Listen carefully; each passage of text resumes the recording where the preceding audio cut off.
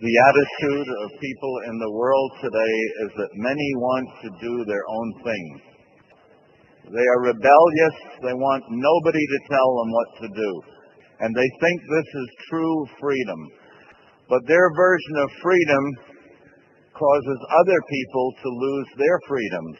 In New York City, many people like to play their music extremely loud. Sometimes when they're in a car next to yours, you can feel your car shake. You may live across the street from somebody who has his speakers pointed outside the window. Even though you may not want to listen to that music, you're forced to. So he thinks he has the freedom to do what he wants, but he deprives others of the privilege of enjoying peace and quiet. So the ideas that men have of freedom are far removed from the ideas that God has when it comes to freedom. In John chapter 8, Jesus told us about true freedom. Let's read John 8:31 and 32. So Jesus said, "The truth is what sets us free. We have come to learn the truth about God's kingdom." When Jesus was on the earth, he preached the good news of God's kingdom. He told his followers to go and preach and make disciples of people.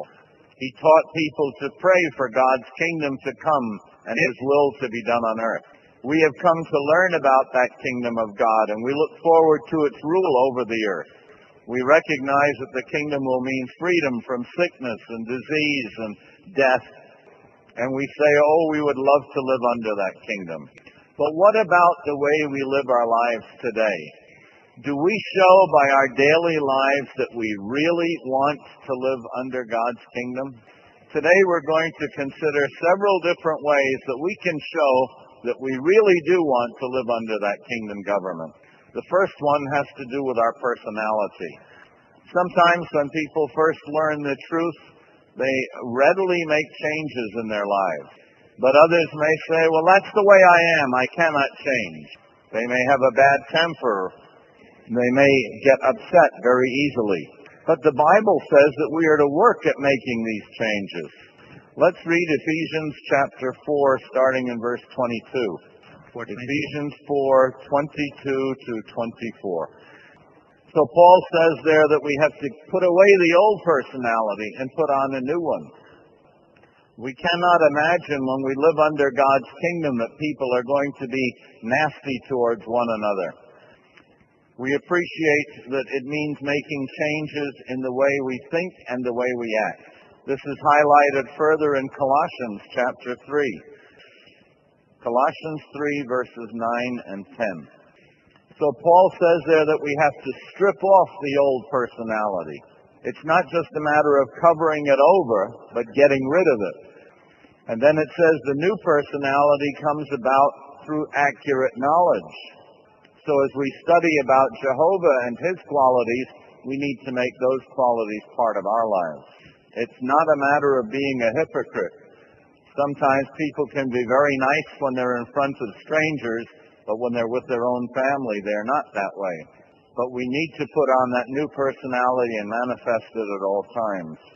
In Colossians chapter 3, verses 12 to 14, it tells us about some of the aspects of the new personality. So we need to manifest qualities such as kindness, lowliness of mind. And the personality that we show becomes evident to others. It shows people that we really want to live the way that God intends for people to live under his kingdom. For many years now, our brothers in Singapore have undergone persecution. In spite of the fact that the government there does not like us, this is what a government publication once said about us. Jehovah's Witnesses make model prisoners. So even though they didn't like us and they were arresting us, they still recognized that we were model Christians. Our putting on that new personality serves to give a fine witness to others. In Sierra Leone in Africa, there was a man who went to buy new eyeglasses.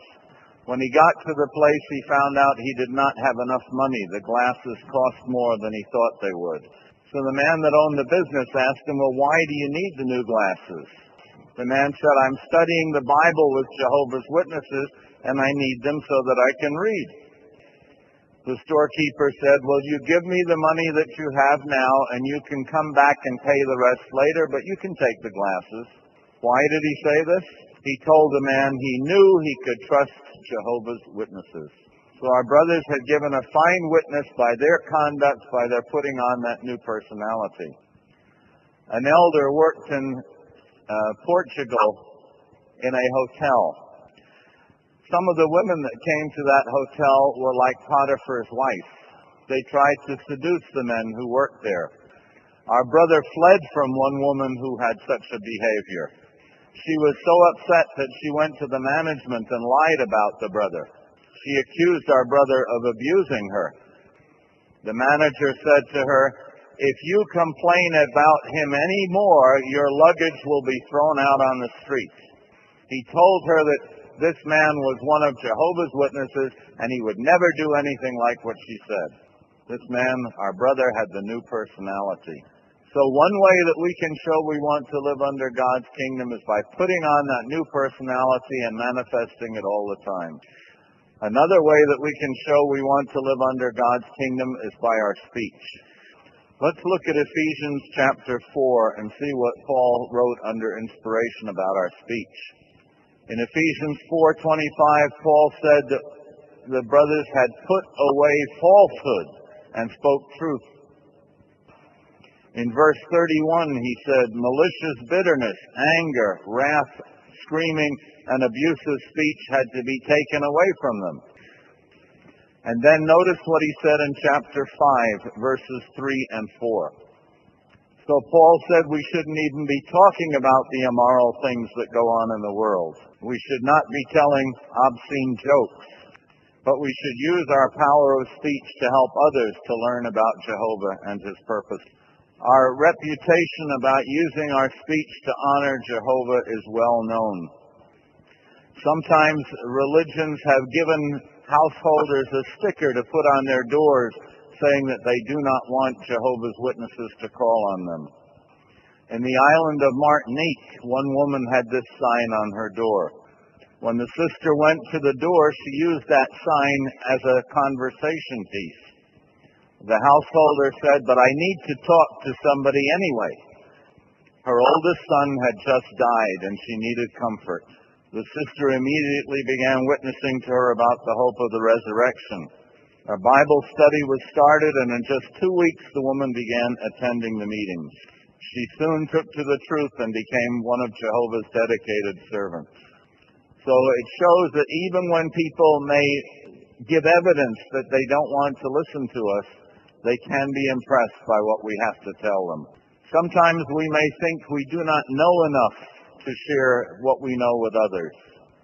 There was an interesting experience that took place some years ago in the United States. A woman named Deanna started studying the Bible with Jehovah's Witnesses. She showed her sister Susan Psalm 83:18 in the Bible, that God's name was Jehovah. Some days later, Susan was working in a restaurant as a waitress. A preacher came in with some of his flock.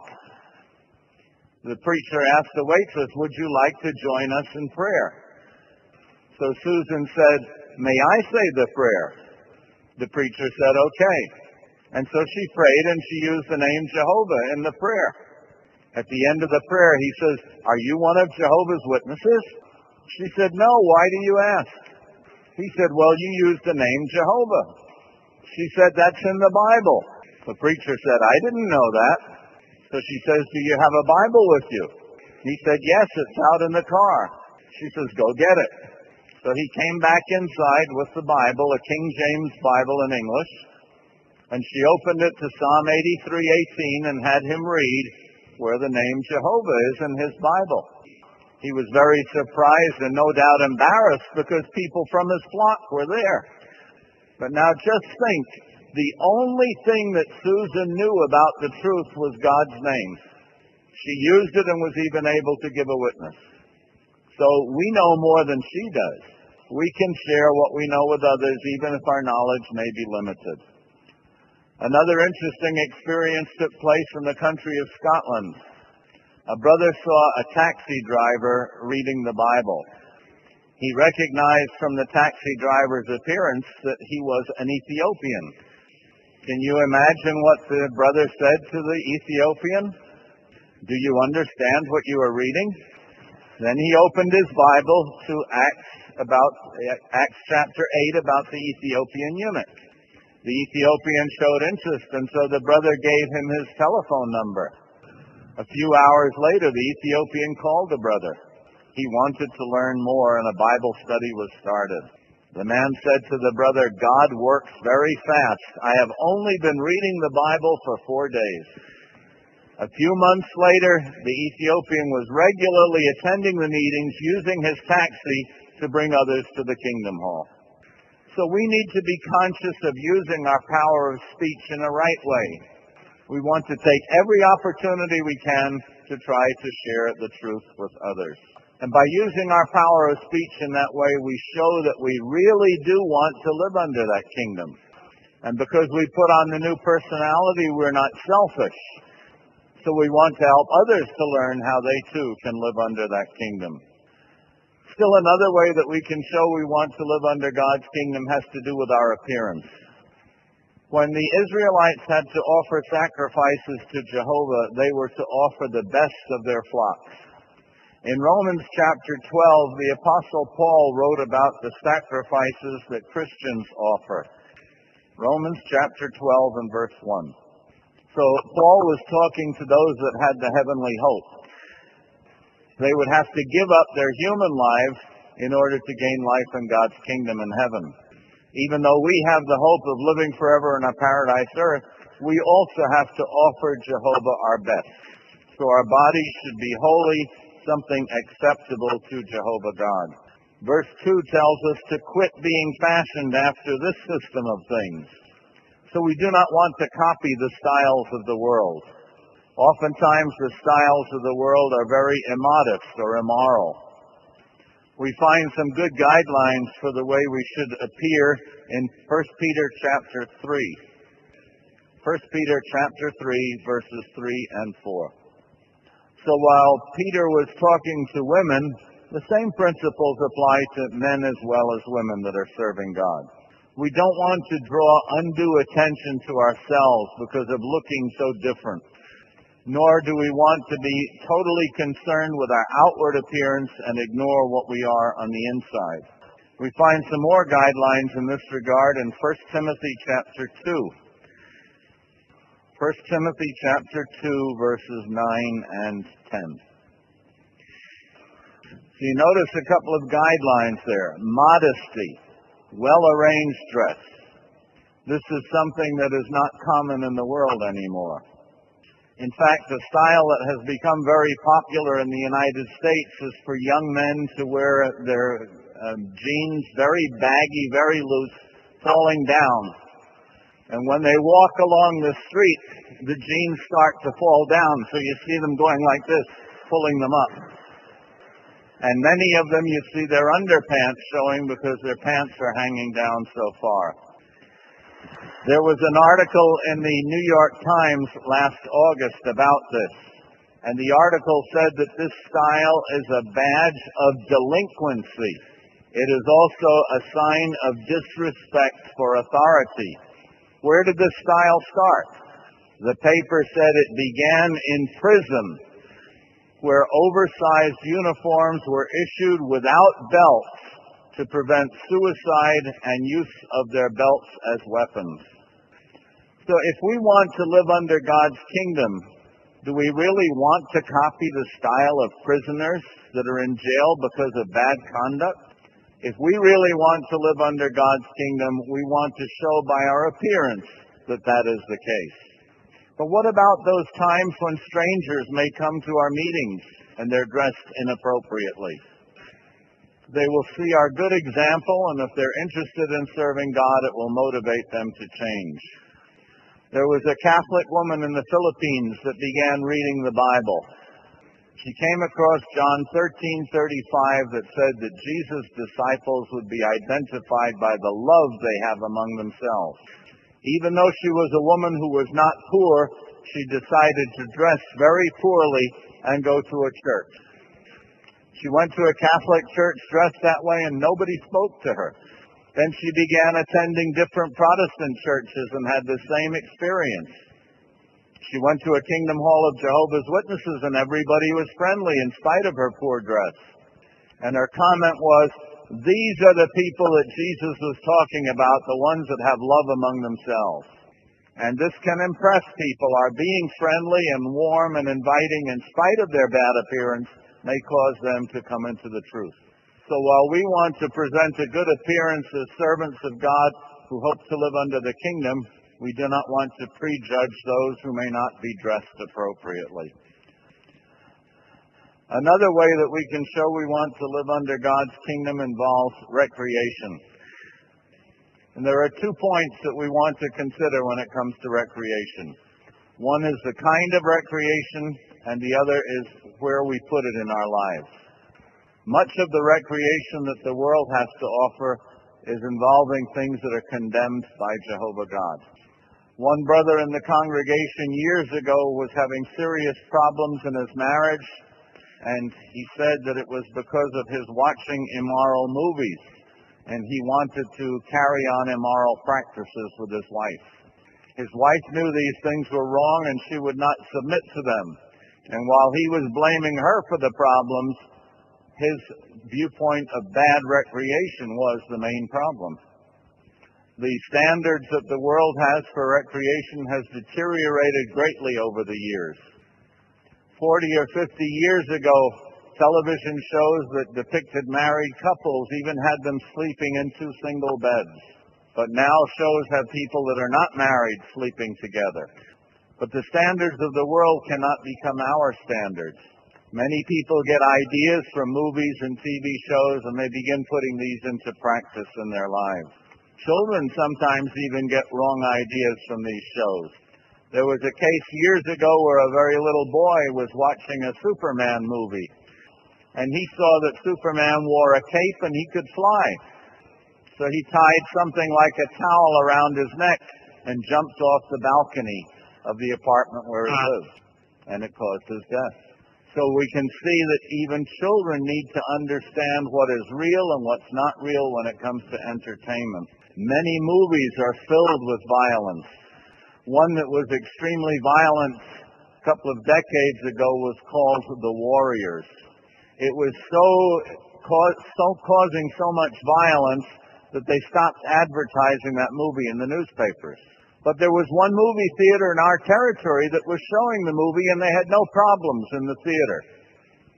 They asked the manager, how come you don't have problems? Other theaters have problems. People would come to see the movie with chains and get into fights, beating each other with chains right in the theaters. They were imitating what they saw in the movie. But in this one theater where there were no problems, the manager said, everybody in the neighborhood knows our ushers are trained in judo and karate. They knew that if they started trouble, they were going to get it. But it just shows how the movies, the bad entertainment, can have a bad effect on people. The other aspect of recreation that we want to consider is what position it occupies in our lives. Recreation is to refresh us, to give us a change of pace. But the idea is so that we can continue on with the work that we have to do. Well, if we're serving Jehovah, we know that the most important work we have to do is sharing the kingdom truths with others. So we do not want to let recreation occupy the main part of our lives. Sometimes individuals get so involved with their sport or their recreation that they become professional and pursue that as a career. There was a man in Japan who became a professional golfer because of that. A sister met him when she was going from house to house, and he began studying the Bible with Jehovah's Witnesses. As he started studying the Bible, his thinking began to change. His goal in life was to become famous, to make a name for himself. But now as he learned the truth, he saw he needed to make Jehovah's name known. And so he gave up his golfing career and pursued another means of making a living so that he could serve God. There was a man in Guatemala who loved sports. He loved playing soccer. He began studying the Bible with one of Jehovah's Witnesses. But one day when he was supposed to have the study, He was getting ready to go and play soccer. He saw the brother coming and he hid in a big barrel. The brother went to the door, knocked, and the wife answered the door. The husband wasn't home, so the brother began witnessing to the wife. They stood and talked for over an hour. And all this time, the man was hiding in the barrel, waiting to go play soccer. But the biggest problem of all was the barrel was full of ants. He learned a lesson. He stopped putting sports first in his life, and he made good progress with his Bible study. And now he's one of Jehovah's Witnesses. Remember, we read earlier Romans 12:2 to make our minds over. So it may mean that we have to adjust our thinking when it comes to recreation, getting rid of the wrong kind of recreation and not spending too much time on recreation. Another way that we can show that we want to live under God's kingdom is by our attitude toward material things. Hebrews chapter 13 and verse 5 gives us some fine counsel in that regard. Hebrews 13:5. Some people in the world really have a love of money. There was a woman who lived in our territory who died, and her neighbors didn't see her for a few days. They called the police, and the police broke into her apartment and found her dead. There was money all over the apartment. She had cereal boxes with money in it. She had money in her oven. The brother who was the superintendent of the building where she lived said there was about $100,000 that they counted, all in cash. They even found things that she had taken from stores without paying for them. She hadn't cleared the cash registers with them as they used to do in those days. She had gotten to the point where she would not pay postage to send her rent to the landlord. She would take the money to the super to give it to the landlord instead of paying for the postage. Truly, she had a love for money. But for many others, it's not so much the love of the money as what they can get for the money. Look at 1 John chapter 2. 1 John chapter 2 verse 15 tells us not to love the world or the things in the world. But notice what verse 16 says. So the desire of the eyes and the showy display of one's means of life can result from wanting things that the world has to offer. A couple of years ago when we were in Eastern Europe on a zone trip, we met a sister who told us an interesting story about someone who had left Romania. The sister had moved to the United States and had gotten a good job. After a while, she sent a DVD back to her friends in Romania. She had pictures of herself in all her beautiful new clothing. And she had pictures of fancy designer brand shoes that she had bought. Basically, what she was doing was encouraging others to come to America so they could enjoy all these fine material things. But shortly before that happened, the governing body had sent missionaries to Romania. The ratio of publishers to population in Romania is not good. They need more witnesses there. So we need to have a proper balance on things and not put material things first in our lives. Years ago in the Bahamas, the brothers were surprised to see a newspaper article about a sister. The article did not say it was a sister, but they knew the person. She had finished her secular education and was going to go to the United States to study to be a pharmacist. And she said, as quoted in the article, in 12 years I will come back and be the best pharmacist in the Bahamas. And she was quoted in the article as saying that her mother had encouraged her in this way. Now, both the girl and her mother were Jehovah's Witnesses. Ecclesiastes 12 encourages young people to remember their Creator when they're young. Instead of using her youth to serve Jehovah, she was taking 12 years of that time away in order to pursue a worldly career. We want to be very careful about our love for material things. How much better to forget those things and pursue serving Jehovah God. Some have moved away from their home countries and left their families behind so that they can make money. Some say they do this so they can send money home to help support their family. but oftentimes it results in one or more of the family being disfellowshipped because of getting involved in immorality because they're separated. Sometimes people are so anxious to make money that they don't even stop to think of what they're doing. One of Jehovah's Witnesses accepted a job in a country where the preaching work is banned. He left his family behind in the Philippines and went to this country where the work is banned. After he was there a while, he wrote a letter to the Watchtower headquarters in Brooklyn. He wrote in the letter that he was living in a certain country, and he said, "I cannot find a Kingdom Hall of Jehovah's Witnesses." He never stopped to think about that before he accepted the job offer. But if we really want to put God's kingdom first in our lives, we have to keep our attitude toward material things in the background.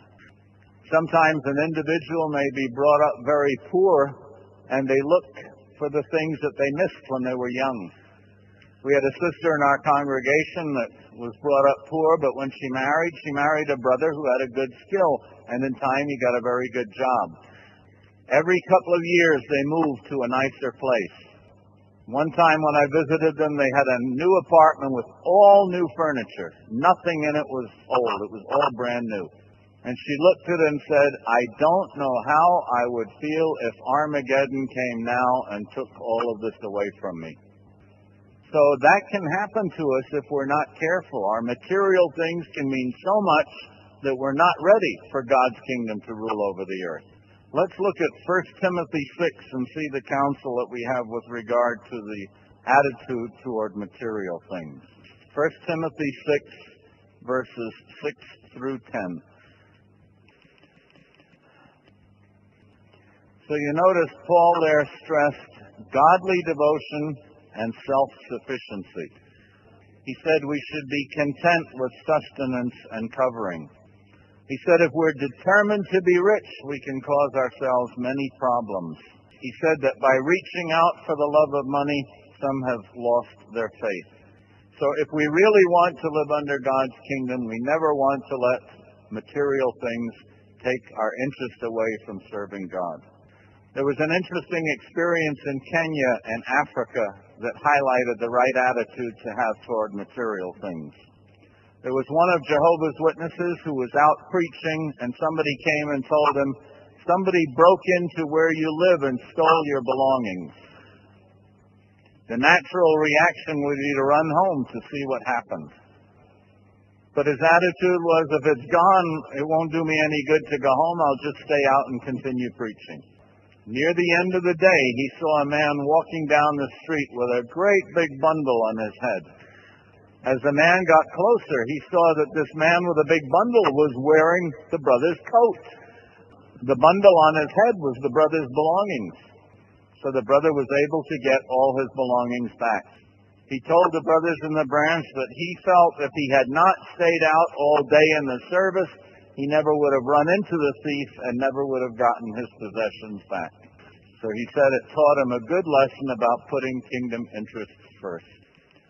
One other aspect that we want to talk about that shows we really want to live under God's kingdom is our preaching and disciple-making work. When Jesus was on the earth before he was resurrected back to heaven, he told his followers to go and make disciples, teaching people.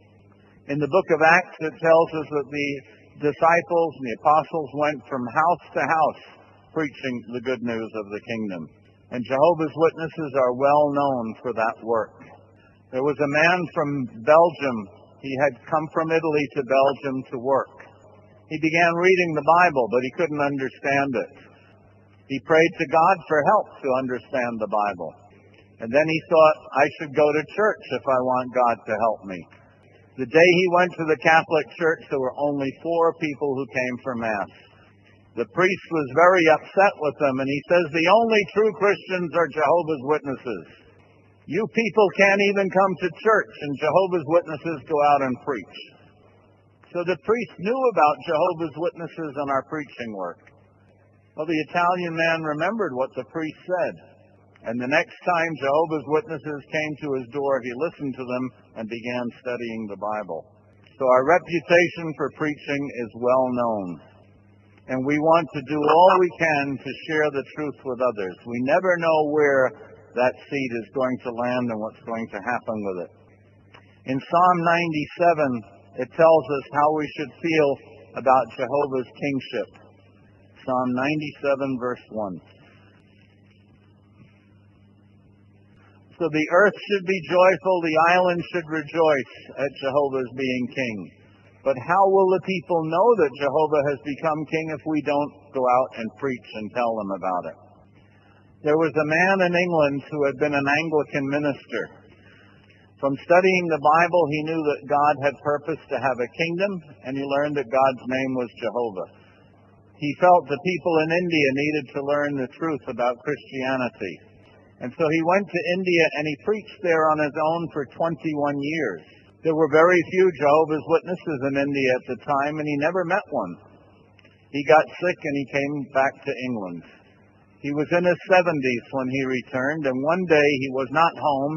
One of the brothers came to his door and left an old watchtower under the door because nobody was home.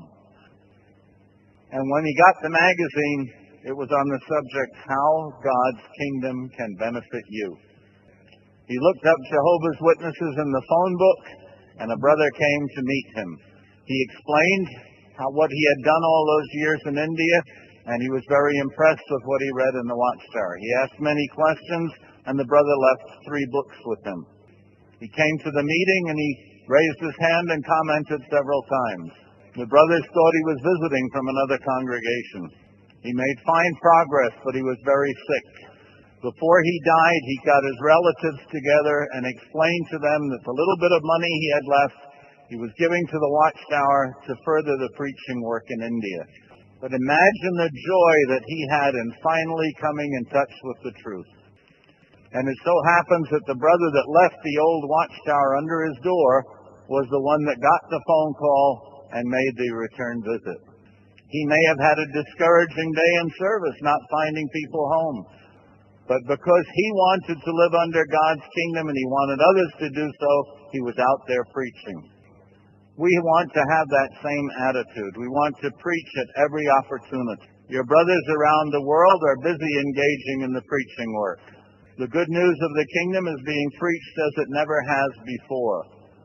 More people are attending our meetings and our conventions.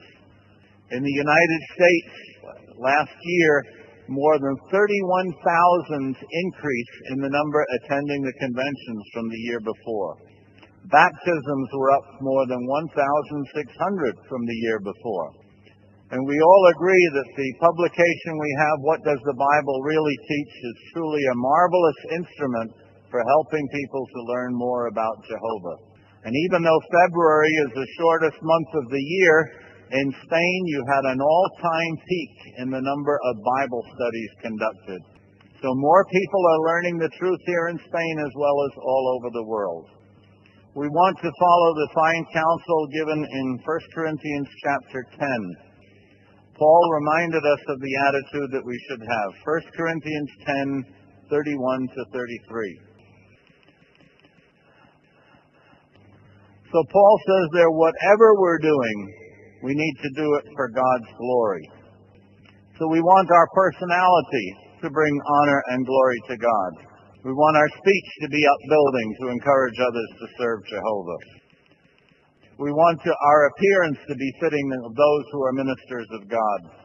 We want to keep recreation in its proper place in the background in our lives. We never want to let material things take over our lives. And of course, we want to share as fully as possible in the preaching and disciple-making work. In all these ways, we will be doing, as verse 33 there said, so that we can help others to be saved. We look forward to the time when Daniel 2:44 will be fulfilled, when God's kingdom will crush and put an end to all the other kingdoms, and it will stand forever. Your brothers at the headquarters of the organization in New York, including the governing body, send you their warm love and greetings.